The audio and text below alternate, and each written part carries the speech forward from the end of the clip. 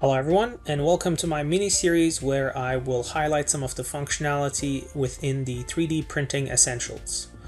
So in this first video, I will mostly talk about how to add parts using the 3D printing essentials into Fusion. Add parts allows us to import multiple CAD and mesh objects directly into Fusion and repairs broken meshes as needed.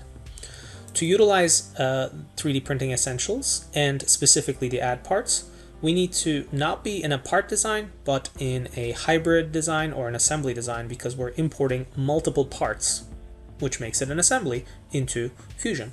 So if you already have a part design, you can switch it by clicking this edit button and go to the hybrid design and it will switch it, or you can just simply add the plus sign and make a new hybrid design and use the add parts button when you're in the hybrid design.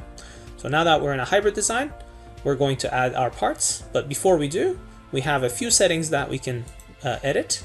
So if you press the drop down button next to the 3D print panel, you can select your settings. And here you have settings related to add parts.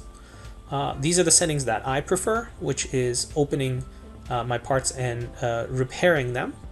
After I repair them, I automatically name it with a suffix called repaired. And then I also turn off the parametric import so that things import much faster. But of course, if I wanted to see the repair settings and edit those repair settings so that they are added to my timeline, I can turn it on and see exactly what Fusion is doing using 3D Printing Essentials Add Parts in the parametric history. So let's go ahead and close this and click the Add Parts button, and here we will go to a specific folder and we will select a combination of STL files, step files, SAT files if we have them, 3MF files, OBJ files, basically all the file types that this automation supports. And you can see the full list here: step, SAT, IGES, mesh, namely STL, OBJ, and 3MF. And after I select all of them, I hit open, and you will see that we will automatically get all of them on our screen.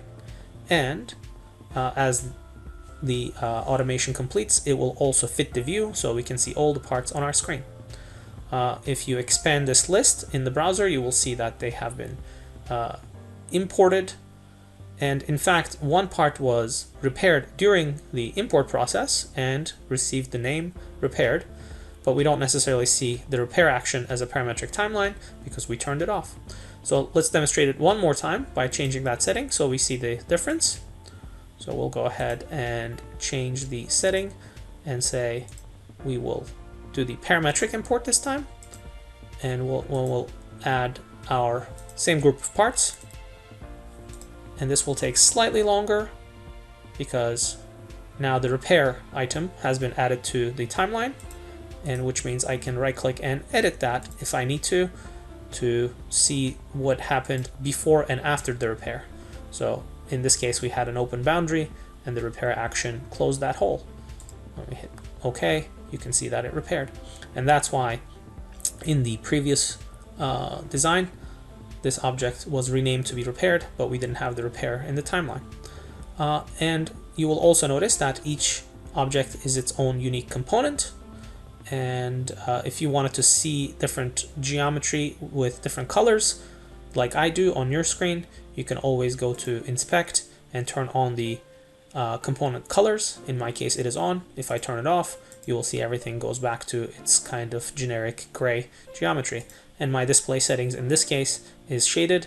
And if you go shaded with visible edges only, you will see your CAD objects with their edges and your mesh objects with their tessellation geometry. In this video, we covered how to utilize the add parts and the settings associated with it.